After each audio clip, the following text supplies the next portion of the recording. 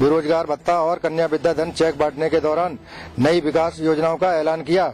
इस मौके पर सपा अध्यक्ष मुलायम सिंह यादव के अलावा श्रम मंत्री बकार अहमद, श्रम राज्य मंत्री शाहिद मंजूर के अलावा कैबिनेट मंत्री शिवपाल सिंह यादव भी उपस्थित थे।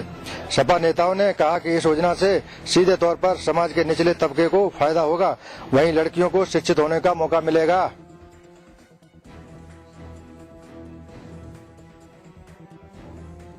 इसीलिए समाजवादी पार्टी ने विद्याधन और रोजगारी भत्ता योजना शुरू की है। हम समाजवादियों का मानना है कि गांव, गरीब, किसान तभी खुशहाल हो सकता है जब तक उनको सीधी योजनाओं से लाभ मिलेगा। समाजवादी सरकार की नीतियां है कि सीधा सीधा किसानों को लाभ पहुंचे। सरकार बनने के बाद लगातार प्रयास हुआ है कि किसानों को सुविधा मिले और बजट पास जो किया है समाजवादी सरकार ने, समाजवादी सरकार में ज्यादा से ज्यादा किसानों को लाभ पहुंचाने के लिए योजना बनी है। इस कार्यक्रम के दौरान इटावा और मैनपुरी जिले के 14,500 लाभार्थियों को चेक बांटे गए। एनडी तिवारी जैसी शख्सियत एक सुनियोजित साजिश की शिकार हुई है और ये हमारा नहीं, खुद एनडी तिवारी की ओएसडी भवानी भट्ट के आरोप है। भट्ट के अनुसार पिछले कुछ समय से लगातार एनडी तिवारी का स्वास्थ्य परीक्षण वो करवा रहे थे, जिससे पता चला कि एनडी तिवारी को स्वास्थ्य ठीक करने के नाम पर जो दवाइयां दी जाती थी वो उनके स्वास्थ्य ठीक नहीं बल्कि और खराब करने के लिए दी जाती थी। भट्ट के अनुसार एम्स के डॉक्टरों तक से उन्होंने इस बारे में बात की तो उन्होंने भी गलत दवाइयां दिए जाने की बात स्वीकारी है।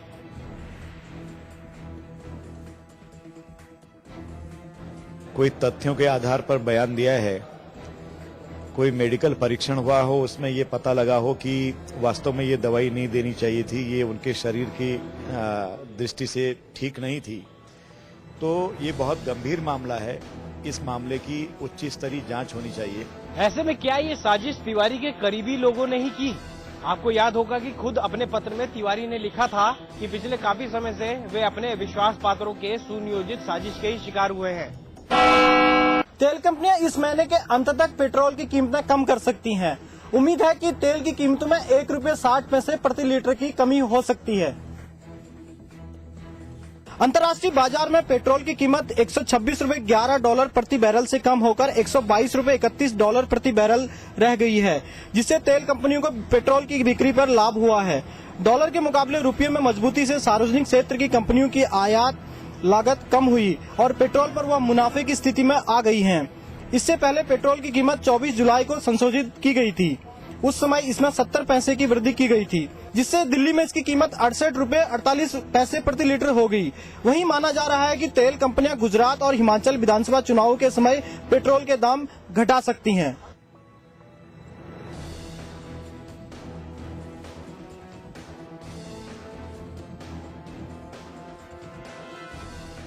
हालांकि तेल कंपनियां कीमत घटाने के समय के बारे में अभी कुछ भी कहने से बच रही हैं, लेकिन कहीं न कहीं तेल कंपनियों को इस मामले में फायदा तो हो ही रहा है। बनारस हिंदू विश्वविद्यालय में 7 छात्रों को रैगिंग के मामले में निलंबित कर दिया है। ये फैसला बीएचयू के एंटी रैगिंग सेल ने लिया है। ये सभी छात्र आईआईटी में पढ़ने वाले हैं। इन पर जूनियर छात्र के साथ रैगिंग के आरोप की पुष्टि हो चुकी है। आरोपियों को वर्तमान सेमेस्टर के लिए निलंबित कर दिया गया है। उन्हें कक्षाओं को अटेंड करने के साथ ही सभी शैक्षिक सुविधाओं से भी वंचित कर दिया गया है। वर्तमान सेमेस्टर में उनका पंजीकरण भी रद्द कर दिया गया है। साथ ही हॉस्टल की सुविधा भी छीन ली गई है। यही नहीं, 5,000 रुपए का जुर्माना 10 दिन के भीतर जमा करने को भी कहा गया है। सभी निलंबित छात्रों को कैंपस इंटरव्यू में भी शामिल होने से रोक दिया गया है। खुफिया विभाग की रिपोर्ट के बाद एटीएस की टीम सक्रिय हो गई है। किसी भी अनहोनी के मद्देनजर लखनऊ से एक कमांडो टीम काशी पहुंची है। साथ ही टीम ने एशिया के सबसे बड़े डीजल रेलवे इंजन कारखाने की सुरक्षा का जायजा लिया। कारखाने के प्रवेश द्वार से लेकर सभी मुख्य बिंदुओं की जांच एटीएस ने की। सूत्रों की माने तो 18 सदस्यीय ये टीम वाराणसी के विश्वनाथ मंदिर, संकट मोचन मंदिर, जिला कचहरी परिसर, गंगा घाट सहित कई औद्योगिक कंपनियों के साथ साथ भीड़ भाड़ वाले स्थानों पर भी निरीक्षण यहां रुक रुक कर करेगी। मैम आज ही देना नहीं ना।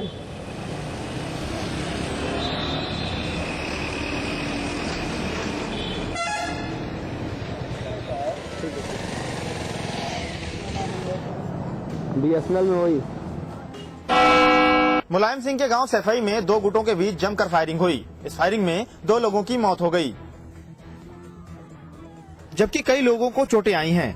वारदात नगला इलाके की है, जहां पानी के मामूली विवाद को लेकर 2 पक्ष आपस में भिड़ गए। बात इतनी बढ़ गई कि फायरिंग की नौबत आ गई, जिसके बाद पुलिस ने इलाके में भारी संख्या में पुलिस बल की तैनाती कर दी है।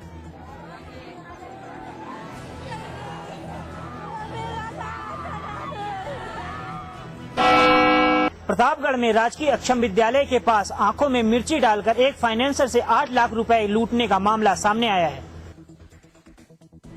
बताया जा रहा है कि फाइनेंसर अधिकारी घर से ऑफिस 8 लाख रुपए लेकर जा रहा था। तभी बाइक सवार बदमाशों ने उसकी आंख में लाल मिर्ची डालकर पैसे से भरा बैग छीन लिया। वारदात के बाद बदमाश फरार हो गए। पुलिस ने फिलहाल जांच शुरू कर दी है। वहीं वारदात के बाद पुलिस के आला अधिकारी इस मामले में कुछ भी बोलने से इनकार कर रहे हैं।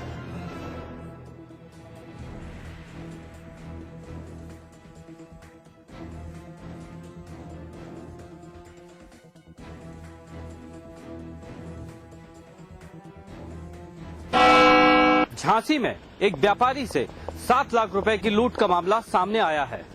वारदात झांसी के सिविल लाइन इलाके की है। व्यापारी सूर्य प्रकाश अग्रवाल बैंक से पैसा निकालकर बाहर आ रहे थे, तभी रुपए से भरा बैग बाइक सवार बदमाशों ने छीन लिया और फरार हो गए।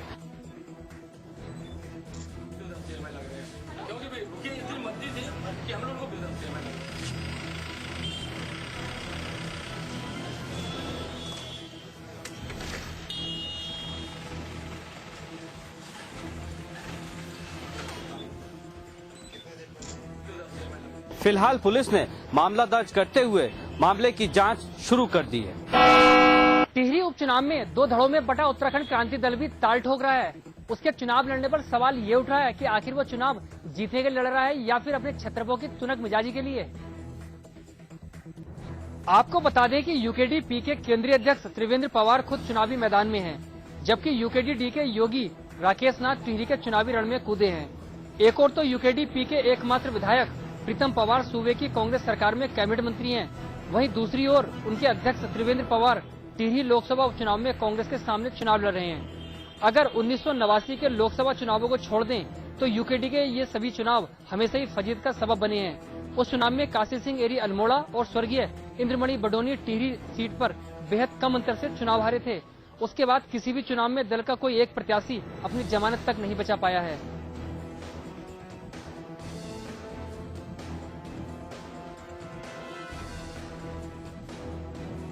लाख टके का सवाल ये है कि आखिर उत्तराखंड क्रांति दल चुनाव लड़कर हासिल क्या करना चाहता है, वो भी तब जबकि पार्टी कांग्रेस सरकार में शामिल होकर सत्ता की चाशनी चाट रही है। आबकारी विभाग के निरीक्षक हरीश चंद ने एक विशेष अभियान के तहत महंगे ब्रांड की 14 पेटी अवैध शराब बरामद की है। दरअसल आबकारी विभाग को सूचना मिली थी कि कुछ लोग आल्टो कार में हरियाणा से अवैध शराब लेकर जसपुर के रास्ते काशीपुर आ रहे हैं। आबकारी विभाग ने घेराबंदी करके नागनाथ मंदिर के पास उस कार को रोक लिया और इस कार में ले जाई जा रही 14 पेटी अवैध शराब बरामद कर ली।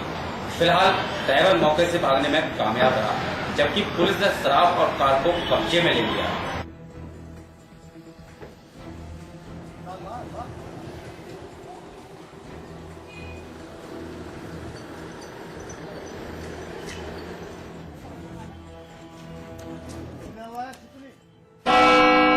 जिला पंचायत ने रुद्रप्रयाग में गौरीकुंड कैनाथ पैल मार्ग पर घोड़ा खच्चरों की आवाजाही पर अस्थायी रोक लगा दी है। दरअसल घोड़े खच्चरों की लीद से पैदल मार्ग पर तो गंदगी फैल ही रही है, साथ ही ये लीद अब मंदाकिनी नदी में प्रवाहित भी हो रही है, जिसके चलते स्थानीय लोगों में इस बात को लेकर आक्रोश है। इसको लेकर हाईकोर्ट ने कैनाथ धाम और गौरीकुंड कैनाथ पैल मार्ग पर गंदगी को लेकर जिला पंचायत को कड़ी फटकार भी लगाई और सफाई व्यवस्था को चाक चौबंद रखने के निर्देश दिए हैं। हाईकोर्ट के सख्त रुख को देखते हुए जिला पंचायत ने घोड़े खच्चरों की आवाजाही पर अस्थायी प्रतिबंध लगा दिया है।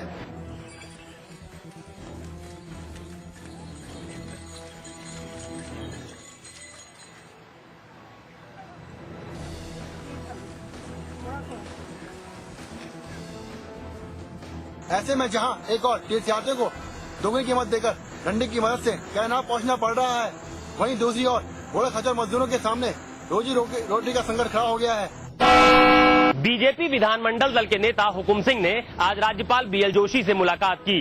ये मुलाकात चौधरी चरण सिंह विश्वविद्यालय में एडमिशन की सीटों को बढ़ाने की मांग को लेकर थी। दरअसल मेरठ विश्वविद्यालय में छात्राओं की प्रवेश की सीटें कम होने से छात्रों को आए दिन समस्या का सामना करना पड़ता है, जिसको लेकर भारतीय जनता पार्टी विधानमंडल दल के नेता हुकुम सिंह ने राज्यपाल बीएल जोशी से मुलाकात की। मुलाकात के बाद हुकुम सिंह ने कहा कि लैपटॉप और टैबलेट बांटने से छात्रों का भला नहीं होने वाला है, बल्कि छात्रों को उच्च शिक्षा देने से ही उनका भला होगा। मुलाकात के बाद हुकुम सिंह ने मामले पर कार्रवाई का आश्वासन देने की बात भी कही है। सीट बढ़वाने के लिए हर महाविद्यालय प्रयासरत है।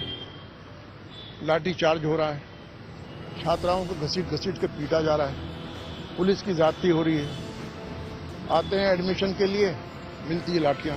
मैंने सारी समस्या महामहिम के सामने रखी हैं और मैंने आग्रह किया है कि अब समस्या का समाधान एक ही है। एक तो प्रवेश की तिथि बढ़ा दी जाए, दूसरा संख्या बढ़ा दी जाए।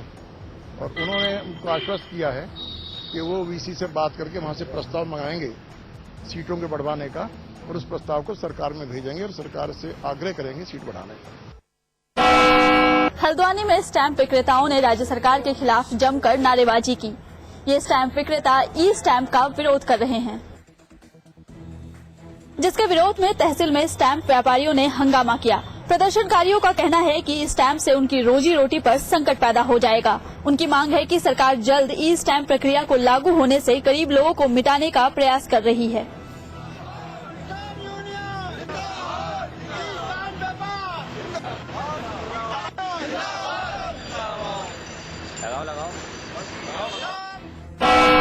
रामनगर में इन दिनों नेशनल हाईवे के पास चाय की दुकान में अवैध शराब का काम जोरों पे है।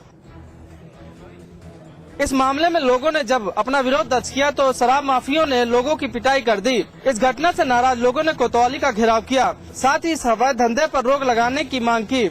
लोगों का आरोप है कि पुलिस की साह पर ये गोरख धंधा जोरों पर है।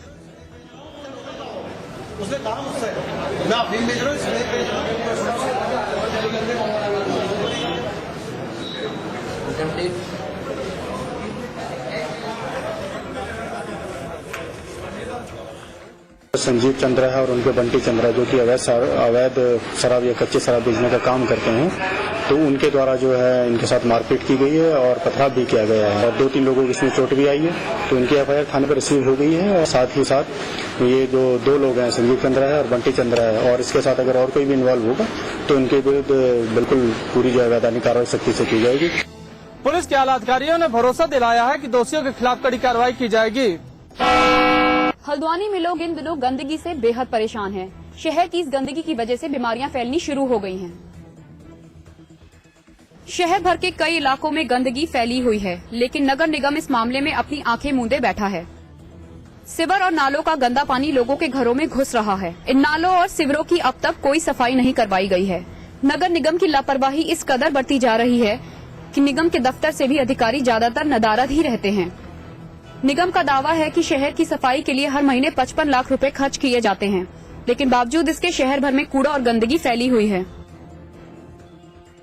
संसाधनों की वजह से भी वो लोग कह रहे थे कि हमारे पास संसाधन नहीं है और सफाई के लिए जो उनका मास है, जो इनके पास कर्मचारियों का, वो काफी है और उनसे हम बार बार कहते भी रहते हैं कि साफ सफाई करिए। इस पर भी हम जो है सारी कार्रवाई करें। इस मामले में जिला के आला अधिकारी से बात की गई। अधिकारी ने भी इस मामले में लापरवाही बरतते हुए कार्रवाई की बात कहकर अपना पल्ला झाड़ लिया। कौशाम्बी जिले के भरवारी में पोलियो की चपेट में अब तक 6 लोगों की मौत हो गई है। लोगों का आरोप है कि नगर पंचायत और प्रशासन इस मामले में लापरवाही बरत रहा है। नगर पंचायत अध्यक्ष ने पीलिया से हुई मौतों का अफसोस जताया, लेकिन खामियों के सवाल पर उनका मानना है कि सब कुछ ठीक है। स्थानीय लोगों का कहना है कि कस्बे में जिस पानी की टंकी में सप्लाई होती है वो 1968 में बनाई गई थी, जिसका पानी भी बीमारी की बड़ी वजह है, लेकिन प्रशासन इसे लेकर गंभीर नहीं है।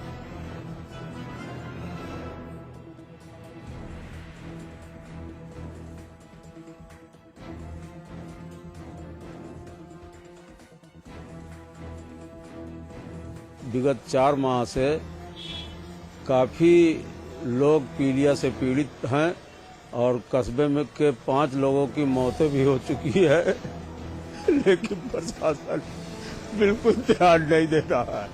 जिसके